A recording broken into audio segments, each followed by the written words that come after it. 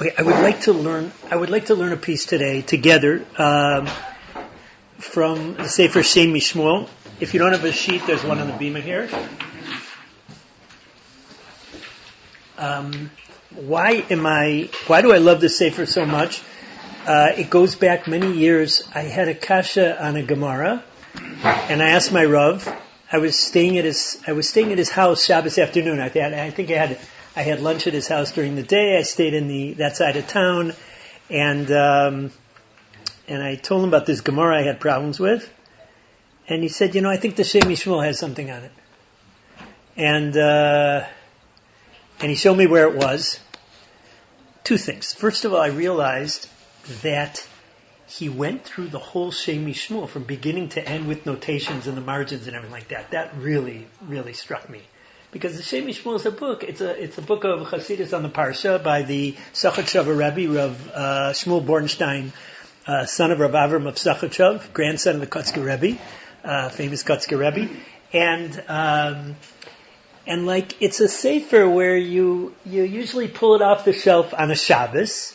You find in my case, a short piece, the one that you can digest. You read a little, you fall asleep on Shabbos afternoon. That's the standard.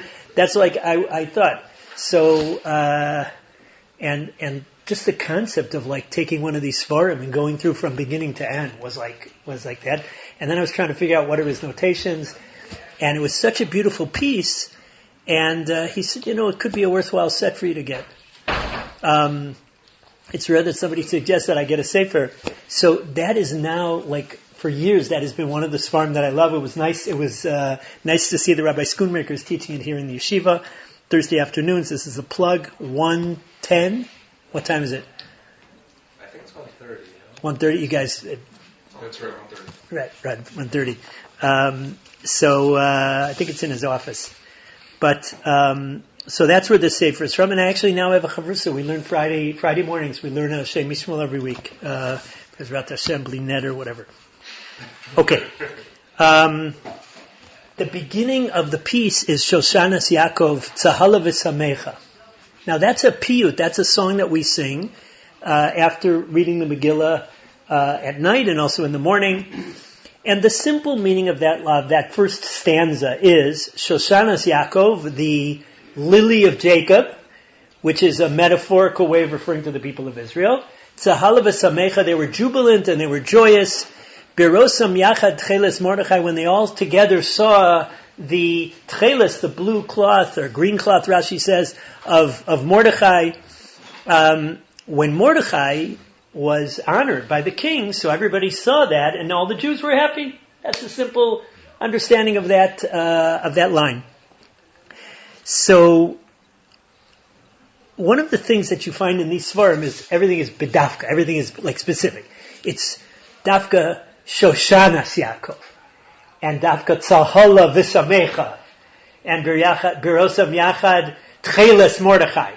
Meaning, if we were writing a poem, or in the modern way we do it, you type into ChatGPT, create a poem for me that describes the Jews' joy after the victorious, in the Haman story when Mordechai was honored, and he'd probably have a list of ways of talking about the people of Israel, a list of ways of talking about joy, a list of ways of talking about Mordechai, and do some random kind of a thing and come up with whatever. You come up with some poem. So he quotes his father, and he says every word here is chosen very, very particular. Now I'd like to. There's these little sections there's little notes on the margin.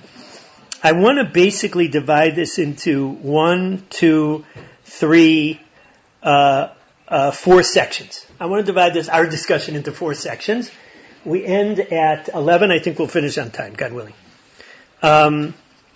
First, he quotes his father.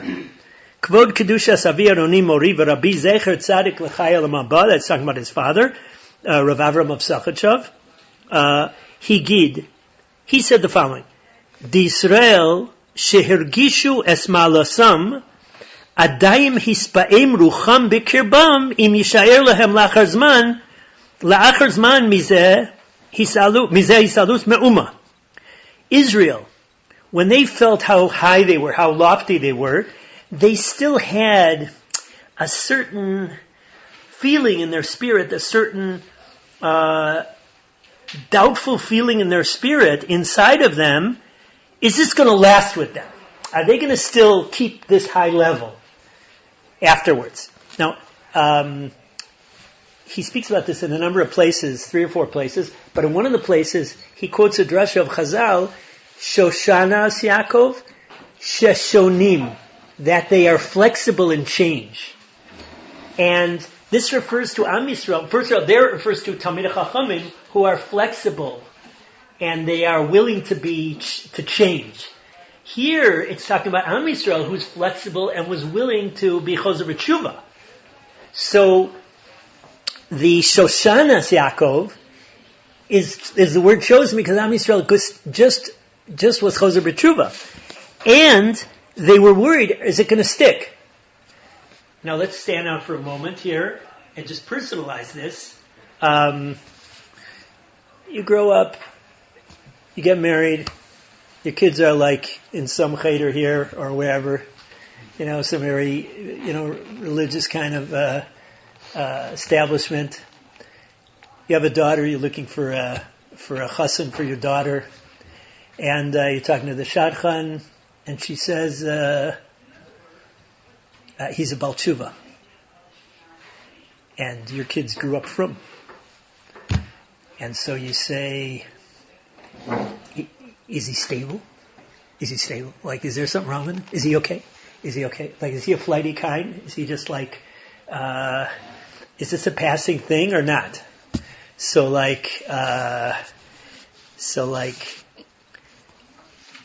15 years ago, you were that guy. And now you're marrying off your daughter and I don't know, he's about tshuva, I don't know. Does he listen to rock songs behind closed doors? I had a friend actually, his wife liked the Carpenters. And so closed doors, he'd listen to the Carpenters. So that's the worry of Klal Yisrael. Klal Yisrael was Chozer B'Tshuva in the times of Mordechai and Esther, and it was a mass Chazor B'Tshuva, and he said, wait a second, is this going to last? Let's look at precedent. Am Yisrael was Chozer B'Tshuva in the times in Egypt, with Moshe Rabbeinu. Did it last? Egel, spies, but then they were Chozer B'Tshuva in the end of Moshe's life. And then they lived with Yoshua. Did it last? Shoftim, idolatry, and back and forth. Then they were Chozer B'Tshuva in the times of Shmuel and Navi. And Shmuel and Navi had the whole nation serving Hashem together. And then there was Shaul, and then there was David HaMelech, and Shlomo HaMelech, 40 years, the whole nation of Israel serving Hashem together with the Beis HaMikdash. Did it last? Next generation, the upper kingdom turned to idolatry, eventually the lower kingdom, the kingdom of Yehuda also, and that degenerated. So now Am Yisrael went into exile, the Babylonian exile, and then Am Yisrael is Chozer B'Tshuva. Babel is taken over by Persia, famous writing on the wall, and now Am Yisrael is once again being Chozer B'Tshuva. So Am Yisrael looks back, is this going to be the alcoholic who, I'm never going to drink again. That's it. It's all over. I'm never going to do it again.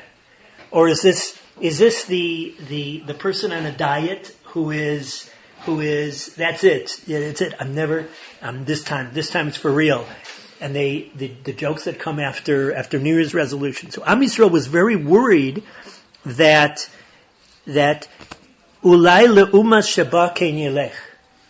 The same way it came, it's going to go away. And the same way we all got into this religious thing, so maybe it's now going to go back. Aval, but birosam tcheles Mordechai, when they saw the tcheles of Mordechai. Now, why is tcheles so significant? Tcheles he mar'eh she'eno mishtaneh. The identifying characteristic of tcheles is that it doesn't change. It doesn't fade. And that's the test for tcheles. Zeu ikar siman bein tcheles shel chilazon l'shar minei tzivonim adomim la. In Chazal, in the Gemara, when they talk about how to test whether tcheles is real tcheles or it's fake tcheles or it's kalaila, this thing. So there's tests to do, and those tests are checking: is this going to fade or not? Is it going to stay? So tcheles is symbolic of something that is lasting. So when they saw the tcheles of Mordechai, they realized that Am Yisrael reached a stage which is permanent now.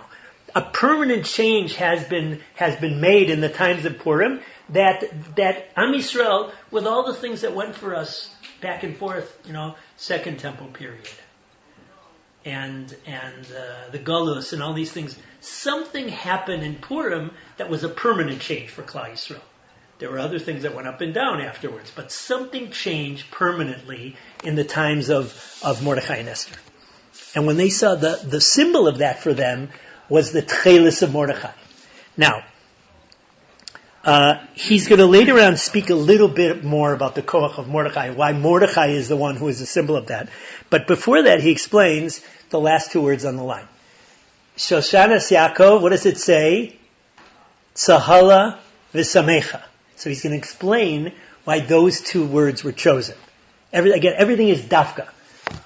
Dafka. Specific. Everything is specific. Now, without a show of hands, does anybody appreciate good Scotch whiskey? Now, can you tell the difference between something that is smoky and not smoky? Yes. Peaty, not peaty. Smooth and not so smooth. Now, does anybody here appreciate good wine? Mogen David, Manischewitz, Kedem. The wine that is signed in the back by the vintner, number 43, and it won awards, international awards, blind taste test awards. So now, you're a guy from, I was going to say Brooklyn, but I'm going to say Milwaukee, and you grew up with two kinds of wine: the sweet Jewish wine and the bitter wine of the Goyim, which now became very, very popular in the land of Israel. And you taste this, they give you like 5 glasses of like really great wine. I don't know, it seems kind of bitter to me. It doesn't seem, I don't know, it's like, I don't know, I'm not sure why they like this stuff.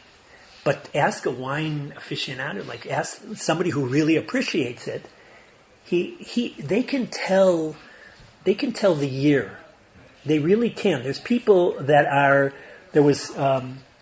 we had a mashgiach, one of the mashgiachim here was Raphael Schuster, I love, and he once in a shmooze told us about somebody who lived in France, and he grew up, and he had a very good palate. His parents realized that he had it, and they decided to see if he could be a wine taster, professional wine taster.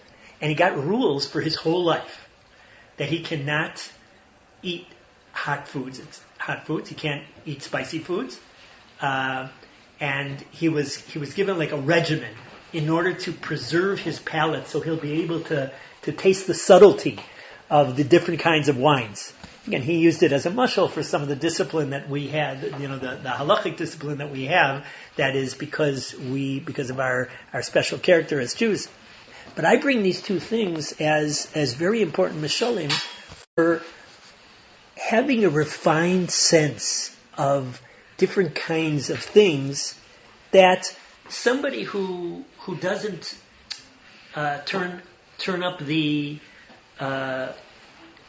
expand the, like when on a map, when you expand the size of the map and you see more and more details. So So when you don't see those details, it's like, this wine gives me a kind of a buzz. This doesn't. This tasted a little more like the fruit. I taste the grapes. And for many of us, that's like for me. I once got a wine. I liked it, and I went to the guy in the wine store. I said, "Listen, I like this wine. Just anything like that. Whenever I come in, and he gives me something that resembles this particular wine that I like, Shiloh more." So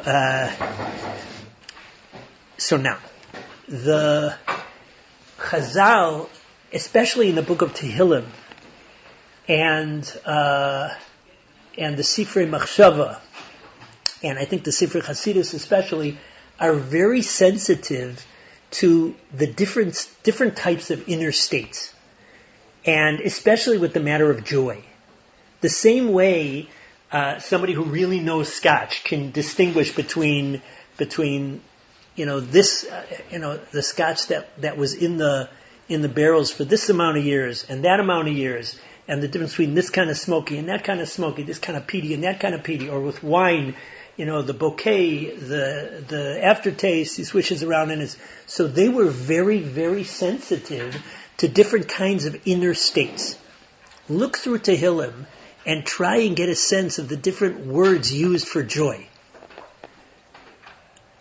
So we have 3 here in the Megillah: Sason, Simcha, Tzahala. But at a wedding, Gila, Rina, Ditza, V'chedva. What's the difference between Chedva and Ditza? Rina's probably song. Gila. What's the difference between Gila and Rina? So what he's going to do now is going to describe the difference between Sason, Simcha, and Tzahala, and he's going to show why it has to be Tzahala Vesameicha. Tzahala Vesameicha. So he says like follows. Yesh levar advarim ki yadua hefresh bein sason lesimcha. The difference between sason and simcha is as follows. Simcha hi habala adam b'hadraga v'yishuv adat. Simcha, joy, again we'll call them all joy, but joy is something that comes to somebody slowly and with yishuv adat. Now yishuv adat is a sense of how do you say Yishuv Adas in English? Yishuv Adas. Calm. A sense of calm. So like, there's a sense of expectation. The Vilna Gaon says there's a sense of expectation. Simcha is building up to something. But he says it comes up little by little, Simcha. So take somebody who's building an organization. Let's take Rabbi Karlinsky, Rabbi Hirschfeld, and Rabbi Feigenbaum in 1978 building Darchenom Shapells. So, are students going to come? Are they not going to come? First year, do we make it through the first year? Second year, third year, fourth year? But then, little by little, they saw an organization building. And they saw that this is a lasting thing. And there's Talmidim, and they're learning, and they're going out, and we have some people that study by us. They're Talmidei Chachamim, and they're building wonderful families. And 10 years, 20 years, there's a 20-year dinner. There's a joy there that they didn't have in the first year and the second year. And then at the 40th year dinner, which we had, I don't know how many years ago, 2018 was what? 8 years ago. We had something in 2018. So that simcha builds, a couple gets married, and on their 20th anniversary, and their 30th anniversary, and their 50th anniversary, and they see their grandchildren and the whole thing. Bihadraga, they build it. That's simcha. Sasan hu haba pitom. Sasan comes immediately. It comes suddenly. Somebody who finds a metzia, he wasn't thinking about it. In our shir, it's always the baseball card collector who's walking on the street. He's how old? What's the best age for baseball card collection? 14, 12, 11, 12, 13, 14. He's walking and then he sees on the ground, like he sees the wrapper from the gum. It used to be in gum. You would get chewing gum and there would be the baseball cards in the chewing gum. And he picks it up and it's who's on the card? I don't know baseball anymore. I just know, I'll just say Willie Mays or Babe Ruth or something like that. So, and so, oh my gosh. I said, oh, that is great. So that's Sason. Sason is like the pasuk says, Sason uchi al imratecha kimotzei shala rav. I have sason on your words of Torah, like somebody who finds great shalal. Shalal is booty, or shalal is a treasure. So that's when you find something. What's Tzahala? V'nireh ki Tzahala hi beli yishuv adat klal. It's the exact opposite. Simcha is something with yishuv adat. It comes to you calmly, little by little, and you grow. It grows, and you get a person who's happy, a person who's a joyous person. He has a certain positive sense about life and about himself and things like that. Like I remember once the Rosh Hashiva when I was in yeshiva. So like I saw the Rosh Hashiva was like singing to himself the whole time. I never noticed that. I was in the yeshiva for like a couple of years, and then one day, I close by when he was having, I realized that there's a person who's a joyous person. He's a happy person, and Tzahala is without yishuv adas. Tzahala is it just comes to you right away, and it's even more than sason. Ki amotzei metzia hu mechaven et da'ato al kol panim lahagbiya. He sees it. He plans to pick it up. So right over here, the gears are starting to show. But it comes to avat Tzahala, hi abal adam memela. It comes immediately to a person. Od yoter miklei koach hakibul. He doesn't even have what to contain that joy. L'shum matzor berucho. To like hold himself back. Elagorem hemyat kol alizut. It causes a loud sound of exuberance. So like imagine you see like you're like sitting here in the Beis Medrash and you have a very, very beloved friend who just got married. You weren't able to go to his wedding, and then he taps you on the shoulder and you look around and there he is. And so you like, wow. You don't have enough to contain it. And it wasn't even like a metzia. It wasn't like you saw him by the door and you realized, oh my gosh, he's here. That's great. Not even that. There was no yishuv adas at all. That's Tzahala. So now, v'zeh yadua ki kol davar habala adam b'liach hanato ein lo kiyum. Anything comes without preparation doesn't have kiyum. It doesn't have lasting. It doesn't stand. So now Am Yisrael is experiencing a real, like an amazing turnaround. This whole thing of the Purim story happened just like that, because in one day there was a decree that all the Jews are going to be killed, and then the next day they're watching Mordechai being led by Haman through the streets of Shushan, and they're looking at Tchelas Mordechai. So it's like Tzahala. But then, is this going to last? That's the problem. Is this going to last? And that's a problem it's a problem with great experiences. I mean, I was here in the Gulf War, and we really saw, and the people here that were here Pesach time, we saw, again, even if you don't say open miracles, it wasn't the splitting of the Red Sea, but it was so over the top. It was like over the top. It was like we saw the heavens open up and we had this. And when you have that kind of an experience and you feel it, you say, oh my gosh, Hashem is protecting us. And we're never going to have, at that moment, we imagine we're never going to have a thought about Hashem not protecting us. And the next thing you know, one day, things aren't going our way. And then what happened to the Gulf War? What happened to all those missiles from Iran over us, on Pesach time? And we just thought, forget it. Are we going to be able to hold on to that feeling or that exuberance or that sense, that emotion? So that's a problem. And that's an issue in general in life. It's an issue for a couple. There's some exuberant moments at the wedding, or at the anniversary, the first anniversary, whatever it is. Are we going to be able to hold on to that? What's going to be with the kiyum? So that's Am Yisrael's problem. Are we going to be able to hold on to this? Are we going to be able to hold on to our tshuva? And are we going to be able to hold on to our excitement? So he says like that, Balkein Tzahala Vesameicha. The combination of Tzahala Vesameicha, Hu inyan nit'ale b'chiflaim. That's doubly great. Shehu or gadol. It's a great light, haba b'li achana, which came without any preparation. Ve'afal pikein yesh lo kiyum kehora'at simcha.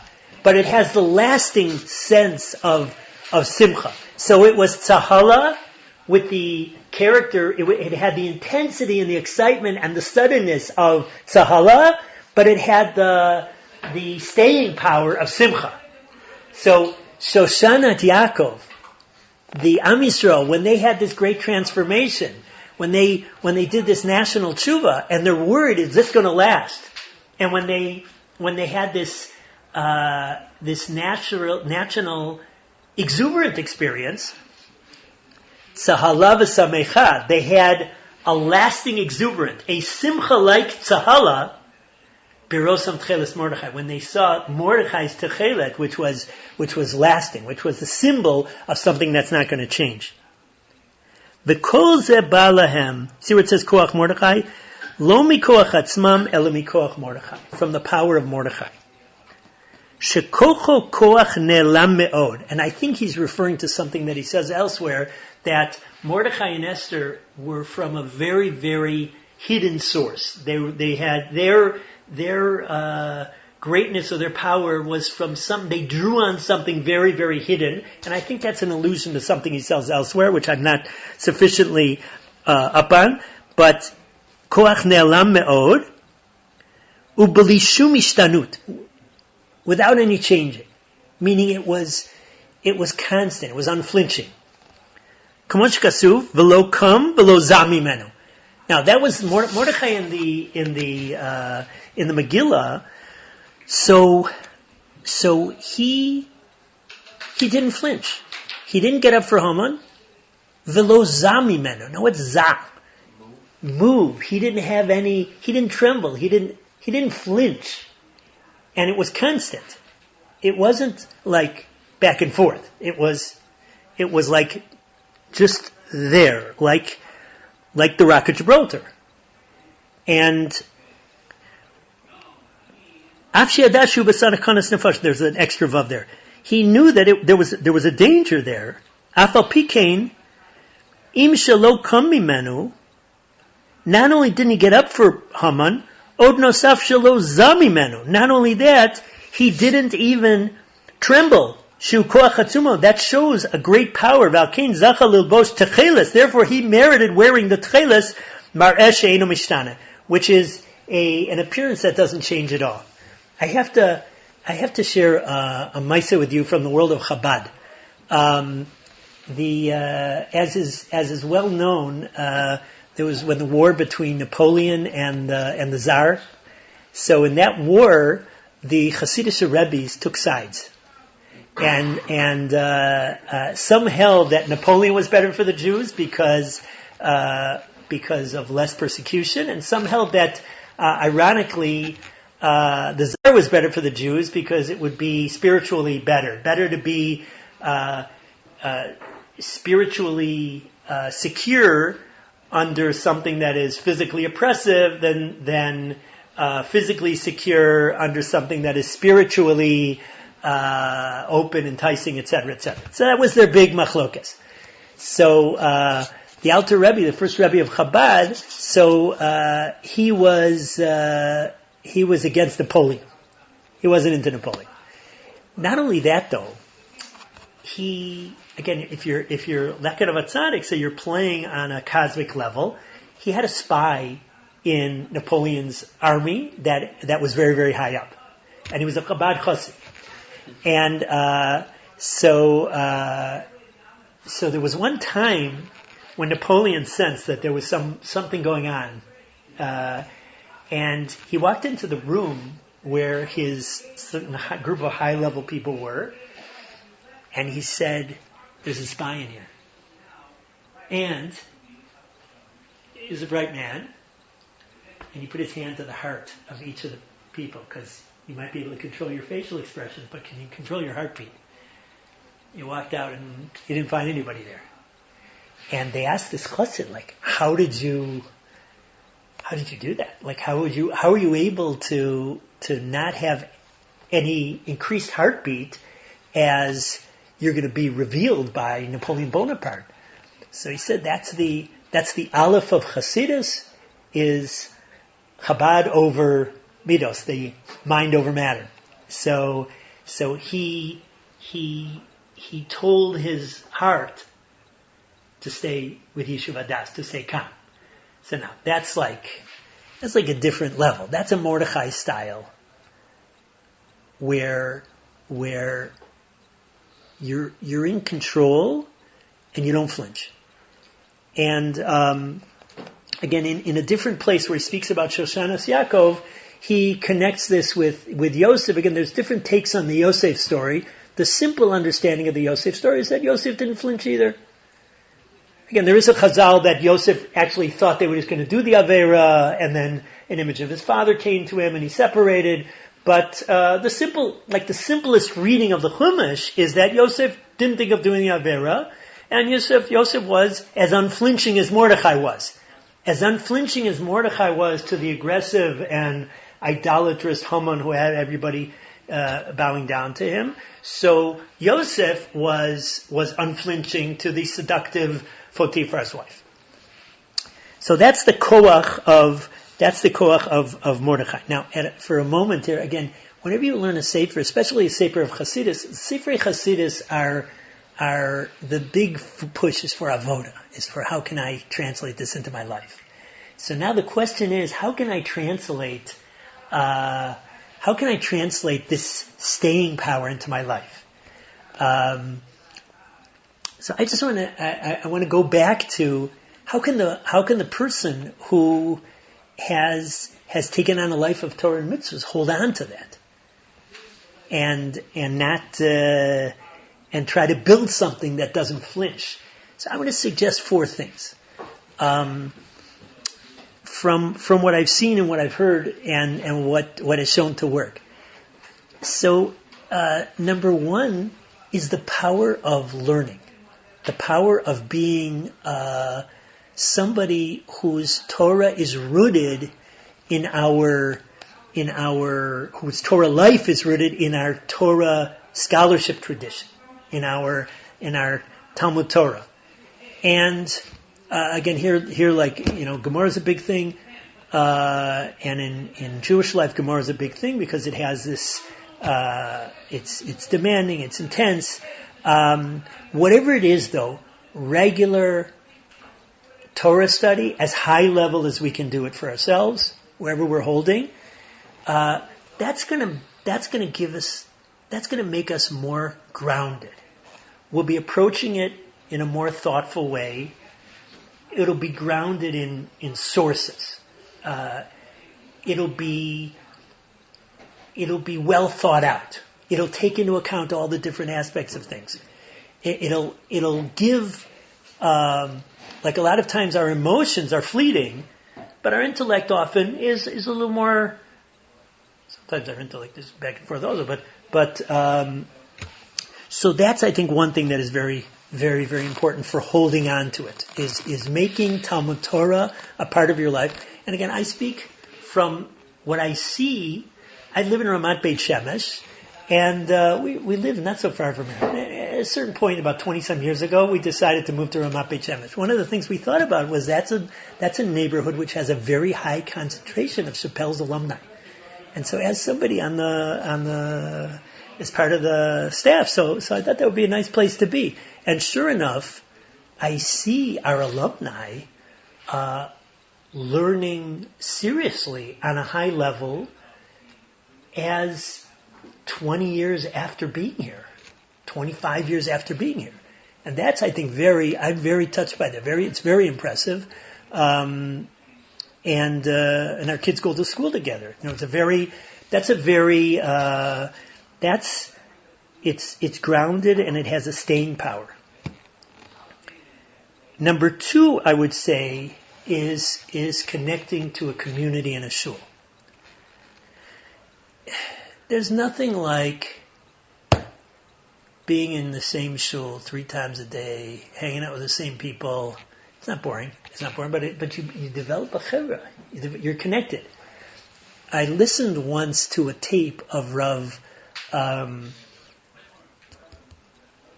Avigdor Miller, and he said he gets a call from a woman. He says, "I'm having shalom bayis problems. Can you speak with my husband?" He says, "Who's your husband?" He says, "I don't know your husband. Like, how can I speak with him about shalom bayis? I don't know him." Well, and so the Rav said, he says, maybe you should speak to his Rosh Yeshiva. He said he hasn't had any contact with his yeshiva for years.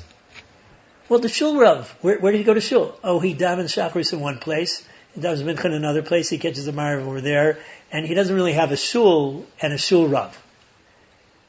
So, if you have no anchor, so you might live a kind of a flighty life. And I felt that when I was in Yerushalayim, so I just had that sort of like, I daven this place and this place and this place. And I got to know, like, as acquaintances, my shuls were acquaintances of mine. Like, I was acquainted with this shul, acquainted with that shul, acquainted with that shul. When we moved, I said, that's it. I'm going to one shul, I'm going to stay in that shul. You're always going to have to daven Marav and Mincha somewhere else, whatever. You're always going to have things, but be at home in one place and have a community you're part of. And people are mechazik each other. If you have a strong community, so that's a big thing. So it's an issue sometimes. Not every profession works that way. Let's say somebody's a professor of some particular discipline, and he's offered a position in Montana or Idaho or I'm into Montana this week.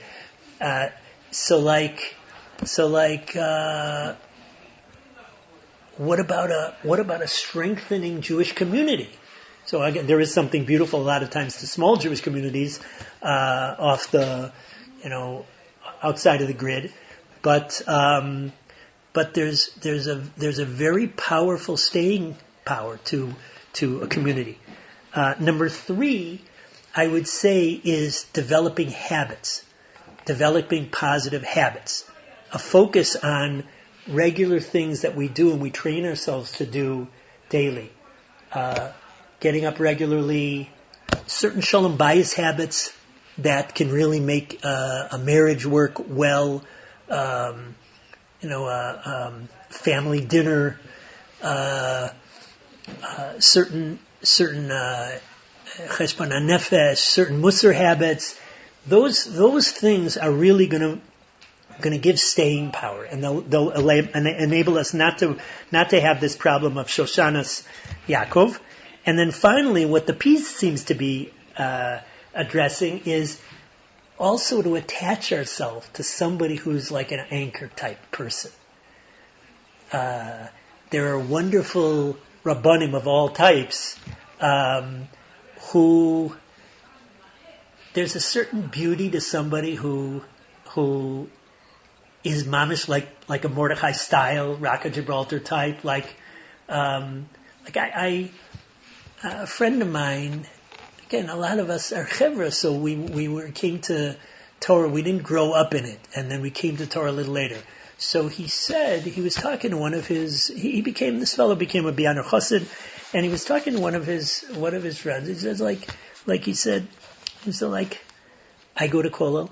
My father went to Kollel. My grandfather went to Kollel. That's our life. That's the way our life is. So we don't have to necessarily do that, but there is a certain beauty and power to somebody who who is Tamim Tiem Hashem Lokecha. So that's perhaps another thing, and maybe that's something that when they connected with Mordechai, we got a Mordechai. Mordechai is part of us. We're connected to Mordechai. So that gave him, that was like Am Yisrael's Rock of Gibraltar. Now, the Shem Mishmol, that's our first two things were how to deal with not losing it, not losing great experiences and not losing tshuva. And number two was, the different, shades of simcha, sason, simcha, and tzahala. There's a third section, which is one of the themes of the Shem Mishmol, which is he speaks about it in a number of different places. Let's first talk about Hanukkah, then we'll talk about Purim. Chutzpah, good trade or bad trade? We'll check if there are any Breslovers here. Breslovers, I think Rav Nachman speaks in one place about chutzpah de kedusha, about holy chutzpah. Now, chutzpah in general is in Mishnah, so chutzpah is called azus panim. Well, what does the Mishnah say? Az panim legehenim. So that is doesn't seem to be like a positive. That doesn't seem to be a positive trait. On the other hand, what are the four animals that we're supposed to emulate? Heve, az kinamer. We're supposed to be as, which seems to be as brash or as brazen as a leopard, and gibor kari, kal kanesha, ratz kitzvi. So we're supposed to emulate the namer. So chutzpah. Again, chutzpah is the Yevanim. There's a Kodesh Baruch Hu and the Torah and how can you what chutzpah for you to stick an idol in the Beis Hamikdash and sacrifice pork on an altar. So that's chutzpah. But the chutzpah of the Chashmonaim was to stand up against the Greek army. That is mamish chutzpah. That was a very audacious kind of a thing. And there's a piece in the book of the Maccabees, which there were books that are not part of Tanakh, but they were biblical style books, and they didn't make it into Tanakh. And Chazal only accepted books into Tanakh that were written Beruach HaKodesh, that's Ksuvim, that were written by Nevuah, that's Nevi'im, or with the Nevuah Moshe Rabbeinu, and that's the Chumash. But books that weren't written by Ruach HaKodesh were rejected. So there's a book called Ben Sira, which the Gemara says the good stuff in the book, you take it. If the bad stuff, you leave it out. In other words, that was like a piece of literature, like literature of that period. So there's one of those pieces of literature called the Book of the Maccabees. We, in a very strange way, have a Hebrew or English translation of the Greek translation of the Hebrew. So that's what the original Hebrew didn't exist anymore. It was translated into the Greek, and then those Greek translations were translated into English or Hebrew. So when you pick up the Book of the Maccabees or the Book of Judith or Ben Sira or all of these, and then they're referred to often as the Apocrypha by the Bible people. So now, in the Book of the Maccabees, one of the Chashmonaims, one of Yehuda Maccabee's soldiers, sees the Greeks coming and says, and he was scared. And Yehuda says, for a Kodesh Baruch Hu, Yehuda Maccabee said, for a Kodesh Baruch Hu, it doesn't matter whether there's a lot or few. Something that I think Elisha said to his man also. And that was chutzpah de kedusha. That was for the sake of kedusha having chutzpah. Says the Shem Mishmol as a theme by Hanukkah, and he's going to say it by Purim also. When we use the identifying characteristic of the enemy for kedusha, we destroy the enemy spiritually. When we use their identifying characteristic, we steal it, we take it away. So the identifying characteristic of Yavan was chutzpah. Why? Because we see that in the animals in Daniel's vision, So the namer, which is the symbol of chutzpah, was the symbol of Yavan, of Greece, or whatever Yavan is. And so when we took the namer quality of the azut and we used it for kedusha, when the Chashmonaim did that, when Matityahu was standing up to them and the Yehuda Maccabee and the armies standing up to them, so we took it and we took it from the enemy, and that caused the victory over the Greeks. Same thing happened in Purim. There's a koach of Edom, of Esav, which is in a pasuk in Amos, ve'evrato shamra netzach. Well, that koach is netzach. He's constantly got this. I think evrato is his anger here, and so there's a certain, they don't give up. I think we see that nowadays with like Hamas in Iran. Like, just make a deal with them and they'll like, no, they're not interested in that. So there's a certain not giving up that is a characteristic of them.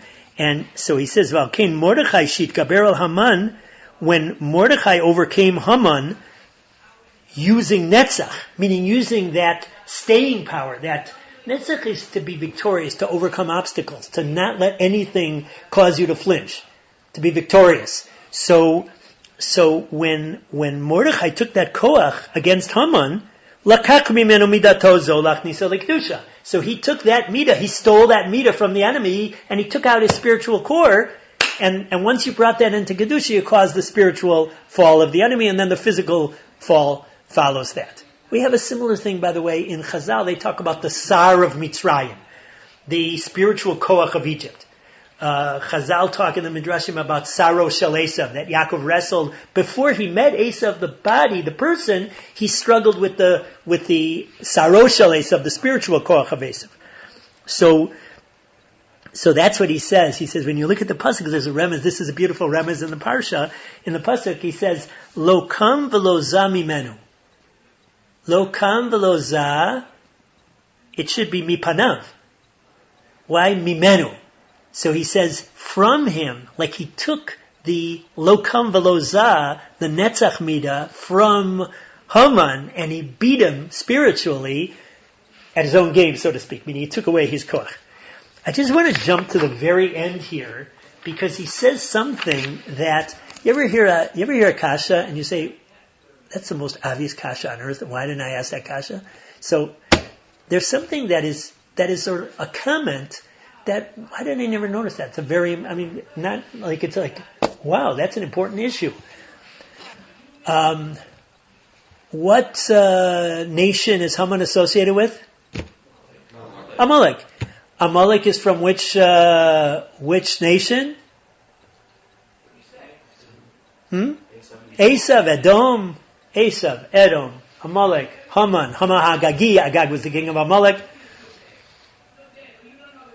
What was the kingdom of Achashverosh that Haman was the second in command of? Persia. So that's a little strange that we're struggling against who? We're struggling against Haman, but Haman's in the Persian Empire. Why isn't it like when we had the Romans, we were struggling against Rome in the Roman Empire. And we had Titus or whoever it was, who was a Roman, and he was in the Roman Empire. So, but here we have Haman in the Persian Empire. So, he gives a second reason why Mordechai was victorious. Here he said, let's read the last paragraph here. V'nira shezaya petach lagula atida. This whole victory was an opening for the future geula. Hainu de bepshitus hayat tzarich liot ma'aseh Haman b'malchus Edom. The simple thing would have been that the whole struggle against Haman would have taken place in the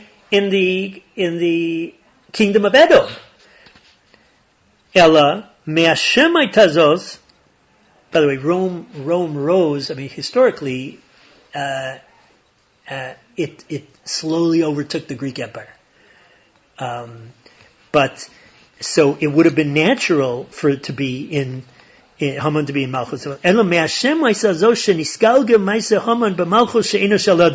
worked out that the whole Haman episode took place not in Edom, in Persia, in Parasu Madai.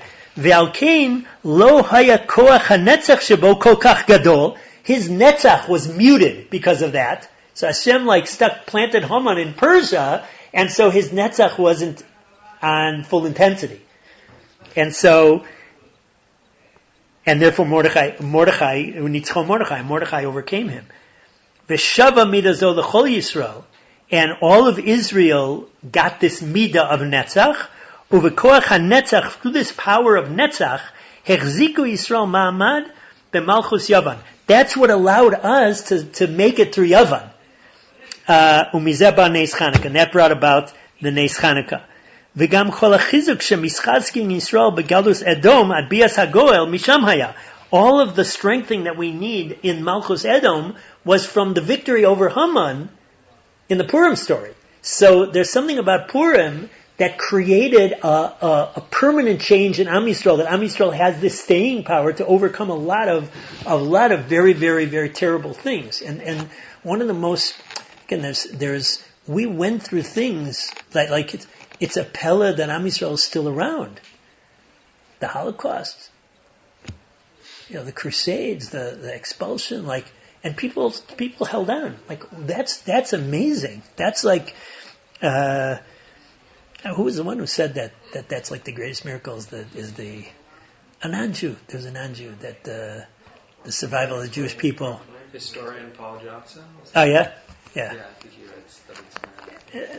It's mamish just when you think about it. Why didn't don't want to open your mouth about that, but it would have been okay, throw in the towel. At some point you throw in the towel. No, we never threw in the towel in the Holocaust. And then you read some of the literature, again, you hear it sometimes in the talks here about, speak about spiritual resistance in the Holocaust, those are extremely inspirational about Jews holding on to Torah and tradition in the Holocaust. You read the biography of the Kloisenberger Rebbe, or Hasidic Tales of the Holocaust, or we have a book in Hebrew, Ani Ma'amin, the Shilas and Shuvos Mimamakim. There was Rav Oshri who wrote about all the Shilas that came to him during the Holocaust. That's a pella. And that's, getting through Golus Adam was not easy. Ad bias hagol, mishama, it all comes from there. V'zeu, chuasam hayisa lanetzach. Now he continues, in the language of the song, their victory was lanetzach. Now, double meaning. It was forever, but it was through the midah of netzach. V'tikvasam b'chol dor ador. And that gave them this hope for all generations. So, to put it together again, definitely read the other section. I think we end at 10:59 and a half here. So, Shoshanat Yaakov Tzahala Vesameicha, Am Yisrael, who was flexible, and they were choser b'tshuva, and they were worried, are we going to be able to stand? So they had both Tzahala Vesameicha. They had a lasting Tzahala, that intensity that usually is fleeting. They held on to it like you hold on to Simcha. Berosam Yachat Cheles Mordechai.